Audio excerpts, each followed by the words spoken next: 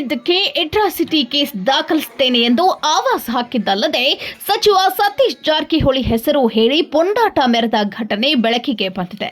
ರಸ್ತೆ ಸಂಚಾರಿ ನಿಯಮ ಕುರಿತು ಹೆಲ್ಮೆಟ್ ವಿಚಾರವಾಗಿ ಬೈಕ್ ಹಿಡಿದ ರಾಯಬಾಗ ಪಿಎಸ್ಐ ಶಿವಾನಂದ ಕಾರಜೋಳ್ಗೆ ಆವಾಜ್ ಹಾಕಿದ್ದಲ್ಲದೆ ನಿನ್ನ ವಿರುದ್ಧ ಪ್ರತಿಭಟನೆ ನಡೆಸುತ್ತೇವೆ ಎಂದು ಗೂಂಡಾವರ್ತನೆ ತೋರಿದ್ದಾರೆ. ವಿನಾಕಾರಣ ಸಚಿವ ಸತೀಶ್ ಜಾರಕಿಹೊಳಿ ಅವರ ಹೆಸರು ಎಳೆದು ತಂದಿರುವ ಇವರು ಪಿಎಸ್ಐ ಕರ್ತವ್ಯಕ್ಕೆ ಅಡ್ಡಿಪಡಿಸಿದ್ದಾರಾ? ಈ ಕುರಿತು ವಿಡಿಯೋವೊಂದು ಸಾಮಾಜಿಕ ಜಾಲತಾಣದಲ್ಲಿ ವೈರಲ್ ಆಗಿದೆ.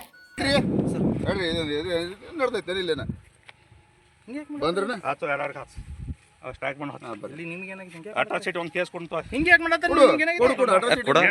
ಮಾತಾಡಿದ್ರೆ ಕೊಡ್ತೀವಲ್ಲ ಕೊಡು.